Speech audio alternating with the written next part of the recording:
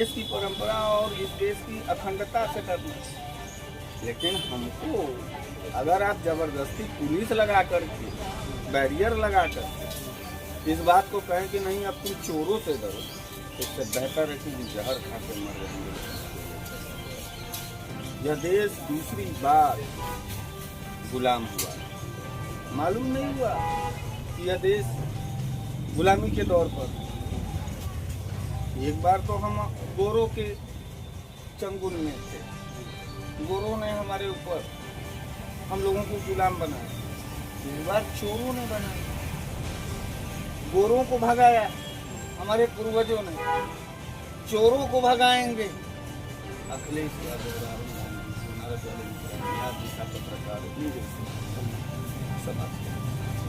तो ये लड़ाई सरकार बनाने के लिए नहीं है, ये लड़ाई सिर्फ और सिर्फ इतनी है कि अगर वो चुनाव हो रहा है तो चुनाव निष्पक्ष होना चाहिए। छोटागिरी करके सरकार बनाता है, ऊपर में गुंडाई करता है, पुलिस लगाता है। लगाओ बैरियर, लगाओ बैरियर। अखिलेश यादव जी कर बैरियर नहीं लगाओ, दीवार चुनवा दो, लगवा दो रोडों पर की किसान आंदोलन में लगाया था ना। देश का किसान लड़ा और झुकाया नरेंद्र मोदी को, माफी मांगा नरेंद्र मोदी जैसा खाना था। चोर पार्टी के लोगों ने माफी मांगा। तब हम कहें कि एक व्यक्ति जो तड़ी बात वो देश का गृह मंत्री बन गया, इतना बड़ा चाणक्य हो गया। देश के बड़े बड़े महान लोग, जो महान राजनीतिक विश्लेषक हैं, जो महान राजनीतिक शास्त्री हैं, भैया वो सब नहीं गणित लगा पा रहे। तब चोरवा पार्टी का नेता कह रहा था अबकी बार 400 जनता नहीं था, वो चोरवा का कॉन्फिडेंस था। चोरवा जान रहा था कि कहाँ कहाँ हम चोरी करेंगे और हमारे कितनी सीट निकलेगी। बन रहा था चाणक्य। अब फरियाद जाएगा कि कितना बड़ा। अब अखिलेश जी लड़ रहे हैं, राहुल जी लड़ रहे हैं, तेजस्वी जी लड़ रहे हैं, सब विपक्षी दल के लोग लड़ रहे हैं। अब कहीं अमित शाह से पूछवाना कि अपनी बार कितनी सीट तो भाग जाए। चुटकागिरी है, चुटकागिरी। और चोरों से लड़ने के लिए डरने की जरूरत नहीं है। अखिलेश यादव जी ने जिस बैरियर को छलांग लगा के डाला, वह बैरियर इन चोरों का वो सरहद जहाँ से तानाशाही का उदय होता है, जहाँ से जुल्म का उदय होता है, उस दीवार को, उस बैरियर को डाकने का काम किया। साफ समाजवादियों के अंदर संदेश है कि वो सदन में लड़ेंगे और तमाम क्रांतिवीर जो हमारे समाजवादी सड़कों पर।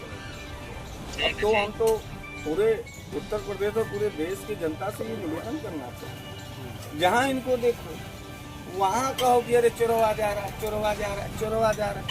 चुटकागिरी किया, साफ साफ तो है। अब झूठ बोल रहे हैं अगर राहुल गांधी जी तो पटक के बंद कर दो बोलना। कोई बोल रहा है, कोई रोकेगा? सदन में उन्होंने कहा हाँ पटक के बंद करो, हिम्मत है तो। अखिलेश यादव जी को जंजीरों में जबल करके घसीट के ले जाओ, बंद करो। झूठ बोल रहे हो, क्यों कांप रहे हो? क्यों निर्वाचन आयोग ने अपना वेबसाइट बंद कर दी? चोरी ऊपर से सीना जोरी। एक चोर जब तुमको मिल जाता है, यहाँ तमाम लोग बैठते हैं हमारे, एक चोर जब तुमको सड़कों पर मिल जाएगा तो जनता क्या करेगी? जब वो चोरी करते हुए पकड़ा जाता है,